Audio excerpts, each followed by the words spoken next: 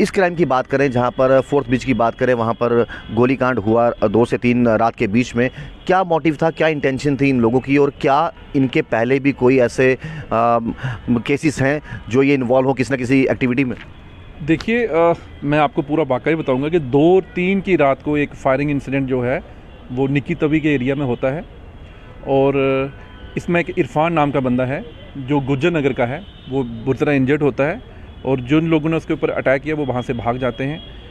इसके बाद इसमें एफआईआर रजिस्टर होता है, तफ्तीश जो है वो बामल लाई जाती है, हमारी मल्टी टीम्स इसमें कॉन्स्टिट्यूट की जाती हैं। उसके बाद हमें एक लीड मिलती है कि ब्लैक क्रेटा उस दिन रात को 2-3 की रात को जो है वो निक्की तवी वाले एरिया से आते दिखी हुई है। तो उसके बाद हमारी पुलिस स्टेशन जो इसमें है हमने जीरोइंग कर दी इस पर, और 10 तारीख को हमें एक सक्सेस मिलती है जब हम इस गाड़ी को एप्रीहेंड करते हैं। और जब हम इनकी सर्च लाते हैं तो ये जो 2 लोग बीच में बैठे होते हैं, एक का नाम मोहम्मद हुसैन खटाना है और एक का नाम मोहम्मद रमज़ान है। ये दोनों रगूड़ा के रहने वाले हैं। तो उनसे हमें जो है चिट्टा लाइक सब्सटेंस जो मिलती है तो उनको हम एनडीपीएस एक्ट में बुक कर लेते हैं। उसके बाद जो उनकी सस्टेन्ड इंटेरोगेशन जो पुलिस स्टेशन में शुरू होती है, तो ड्यूरिंग देयर सस्टेन्ड इंटेरोगेशन उन्होंने ये कन्फेस किया है कि जो 2-3 की रात को जो फायरिंग इंसिडेंट हुआ है उनमें इन्हीं लोगों का हाथ है। तो इनके डिस्क्लोजर पे हमने इनके घर से एक पिस्टल और 16 लाइव राउंड जो हैं वो जब्त किए हैं। साथ में ब्लैक क्रेटा जो है वो भी इस क्राइम में इस्तेमाल हुई है, वो भी हमने की है, जब्त कर दी, सीज कर दी। इसमें 2 से 3 नवंबर की रात को जो है एक फायर इंसिडेंट सामने आया है और पुलिस ने उन 2 लोगों को गिरफ्तार किया है। साथ ही साथ क्रेटा कार जो है ब्लैक कलर की, वो भी अपने कब्जे में की है। पूरा मामला क्या है, आखिरकार क्या नौबत आ गई कि गोली चलने की घटना सामने आई और जिसको गोली लगी है फ़िलहाल वो जीएमसी में एडमिट है, लेकिन पुलिस ने जो है 2 लोग गिरफ्तार किया है। जानते हैं कि क्या उनके पहले कोई क्रिमिनल रिकॉर्ड हैं या फिर किस मंशा से जो है ये गोली का कांड जो है वो सामने आया है। हमारे साथ एसपी रूरल ब्रजेश शर्मा जी हैं। ब्रजेश जी, कई बार कोई भी क्राइम हो कोई ना कोई मोटिव रहता है इसके पीछे। इस क्राइम की बात करें, जहां पर फोर्थ ब्रिज की बात करें, वहां पर गोलीकांड हुआ 2 से 3 रात के बीच में। क्या मोटिव था, क्या इंटेंशन थी इन लोगों की, और क्या इनके पहले भी कोई ऐसे केसेस हैं जो ये इन्वॉल्व हो किसी न किसी एक्टिविटी में? देखिए, मैं आपको पूरा वाकई बताऊंगा कि 2-3 की रात को एक फायरिंग इंसिडेंट जो है वो निक्की तवी के एरिया में होता है। और इसमें एक इरफान नाम का बंदा है जो गुज्जर नगर का है, वो बुरी तरह इंजर्ड होता है और जिन लोगों ने उसके ऊपर अटैक किया वो वहाँ से भाग जाते हैं। इसके बाद इसमें एफआईआर रजिस्टर होता है, तफ्तीश जो है वो बामल लाई जाती है, हमारी मल्टी टीम्स इसमें कॉन्स्टिट्यूट की जाती हैं। उसके बाद हमें एक लीड मिलती है कि ब्लैक क्रेटा उस दिन रात को 2-3 की रात को जो है वो निक्की तवी वाले एरिया से आते दिखी हुई है। तो उसके बाद हमारी पुलिस स्टेशन जो इसमें है हमने जीरोइंग कर दी इस पर, और 10 तारीख को हमें एक सक्सेस मिलती है जब हम इस गाड़ी को एप्रीहेंड करते हैं। और जब हम इनकी सर्च लाते हैं तो ये जो 2 लोग बीच में बैठे होते हैं, एक का नाम मोहम्मद हुसैन खटाना है और एक का नाम मोहम्मद रमज़ान है। ये दोनों रगूड़ा के रहने वाले हैं। तो उनसे हमें जो है चिट्टा लाइक सब्सटेंस जो मिलती है तो उनको हम एनडीपीएस एक्ट में बुक कर लेते हैं। उसके बाद जो उनकी सस्टेन्ड इंटेरोगेशन जो पुलिस स्टेशन में शुरू होती है, तो ड्यूरिंग देयर सस्टेन्ड इंटेरोगेशन उन्होंने ये कन्फेस किया है कि जो 2-3 की रात को जो फायरिंग इंसिडेंट हुआ है उनमें इन्हीं लोगों का हाथ है। तो इनके डिस्क्लोजर पे हमने इनके घर से एक पिस्टल और 16 लाइव राउंड जो हैं वो जब्त किए हैं।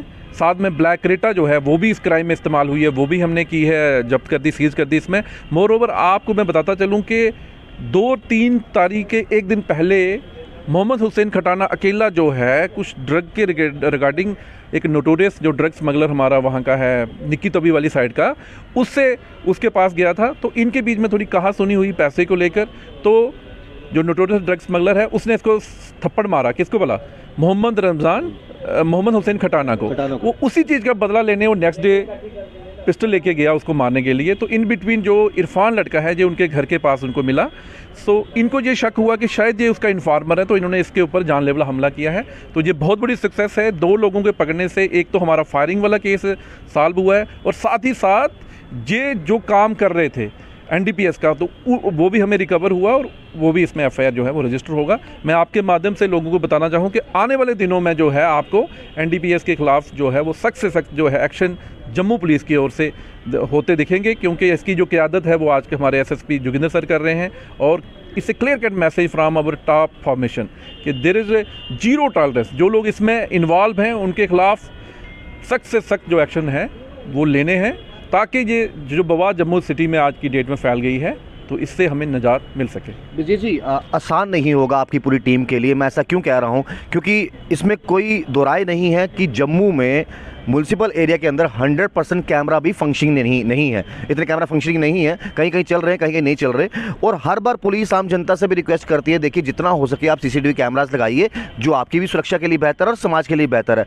आपको लगता है कि कैमरा के लैक होने की वजह से भी कई बार कुछ केसेस जो हैं थोड़ा डिले हो जाता है, लेकिन काबिल तारीफ़ आपकी टीम ने काम किया कि दिन ज़रूर लगे लेकिन पकड़ के दिखाया, कार वालों को भी और साथ ही साथ जिनकी कार थी उनको पकड़े। मुश्किल था शुरुआती दौर में कैमरे की लैकिंग की वजह से भी। देखो अगर सीसीटीवी फुटेज से हमें काफ़ी क्लू जो है वो मिले हैं। कैमरे जम्मू में ये ज़रूर कहूँगा कि स्मार्ट सिटी आने से काफ़ी जो सीसीटीवी कैमराज वो लगे हुए हैं, हमारे पुलिस स्टेशंस में भी जो है वो कैमराज लगे हुए हैं और लगने की ज़रूरत है। लेकिन मैं ये कहूँगा कि जो टेक्निकल सपोर्ट हमें सीसीटीवी कैमरा से मिलती है वो कहीं ना कहीं पुलिस को बहुत हेल्प करती है। आपने देखा होगा कि पिछले दिनों भी हमने कुछ मर्डर केस ट्रैक किए हैं, तो उसी में भी सीसीटीवी कैमरे का बहुत रोल रहा है।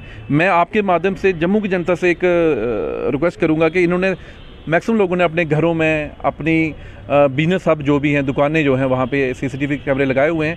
मेरी रिक्वेस्ट यही रहेगी कि बाकी आप अपनी दुकान की ओर ही रखें, एक अच्छा सा कैमरा आप अब रोड वाली साइड लगाएं, ताकि उससे हमें हेल्प मिल सके। वो दुकान वालों के लिए भी अच्छा है, हमारे लिए भी अच्छा है और पूरी जम्मू सिटी के लिए अच्छा है। Thank you sir. एक आखिरी सवाल आपसे रहेगा। पुलिस ने बहुत सारे ड्रग पैडलर्स की प्रॉपर्टी सीज़ की है, बड़ी बड़ी मछलियों को पकड़ा है और उनकी प्रॉपर्टी सीज़ की हैं, लेकिन फिर भी क्या लगता है कि एक लोगों की मंशा, एक सोच बन जाती है कि देखिए जी ड्रग्स इतना हो चुका है, लोग इतने पकड़े जा रहे हैं। उसकी वजह ये है कि अब लोग ज़्यादा पकड़े जा रहे हैं, वो दिख ज़्यादा रहा है, इसलिए लोगों को लग रहा है कि देखिए जी यहाँ पर ड्रग्स ज़्यादा हो गया है, या फिर इस तरह के एक्शन पहले भी हुआ करते थे लेकिन दिखते कम थे, इसलिए आम पब्लिक के जहन में नहीं जाता था। देखिए सिचुएशन थोड़ी अलार्मिंग है, इसमें कोई डाउट नहीं है, लेकिन मैं ज़रूर कहूँगा कि जहाँ तक जम्मू पुलिस का सवाल है, हम आए दिन आप देखते होंगे क्या वो प्रॉपर्टी सीज़ हो रही है, पिट एनडीपीएस किए जा रहे हैं।